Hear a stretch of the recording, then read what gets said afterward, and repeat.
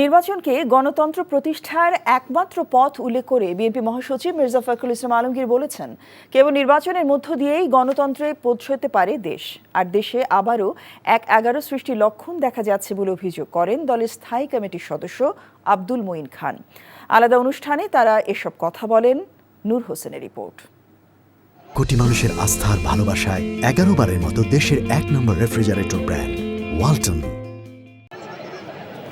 ঠাকুরগাঁও জিলা স্কুল মাঠে বিএনপি আয়োজিত শহীদ জিয়া স্মৃতি ফুটবল টুর্নামেন্টের উদ্বোধন শেষে বিএনপির মহাসচিব মির্জা ফখরুল ইসলাম আলমগীর বলেন, হাজারো মানুষের রক্তের বিনিময়ে পাওয়া নতুন বাংলাদেশ নির্মাণের সম্ভাবনা হাতছাড়া করা যাবে না। গণতন্ত্রের কোনো বিকল্প নেই এবং গণতন্ত্রের পথটায় বিরোধিত হলে নির্বাচন একমাত্র পথ, যার মাধ্যমে আমরা গণতন্ত্রে পৌঁছতে পারি।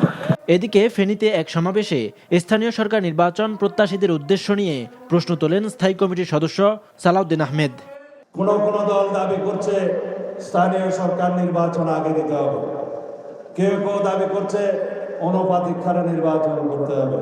তাদের উদ্দেশ্য ভালো কি মন্দ আমি বলতে চাই না, কিন্তু এইটুকু বলবো, যারা অনুপাত ভিত্তিক নির্বাচন চায়, বাংলাদেশের রাজনীতিতে তাদের অনুপাত জ্ঞান নাই।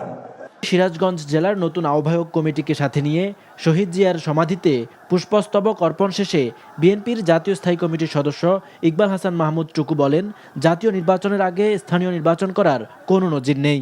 আমরা স্থানীয় সরকার নির্বাচন করব না। বাংলাদেশের ইতিহাস বলে এই ধরনের সরকার এসে কোনোদিনও স্থানীয় সরকার নির্বাচন করে নাই, জাতীয় নির্বাচন করেছে। এই সরকারকে জাতীয় নির্বাচন করতে হবে। রাজধানীতে পৃথক আরেকটি অনুষ্ঠানে স্থায়ী কমিটির আরেক সদস্য আব্দুল মঈন খান বলেন, ১-১১ মতো পরিস্থিতি তৈরি হলে দেশ আবারও অন্ধকারের দিকে যাবে।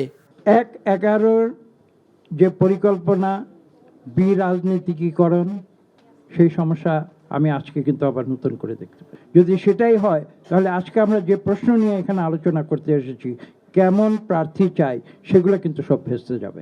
ষড়যন্ত্র এড়াতে দ্রুত নির্বাচন দেওয়ার দাবি জানান বিএনপি নেতারা। নূর হোসেন, এনটিভি নিউজ, ঢাকা। কোটি মানুষের আস্থার ভালোবাসায় ১১ বারের মতো দেশের ১ নম্বর রেফ্রিজারেটর ব্র্যান্ড ওয়ালটন।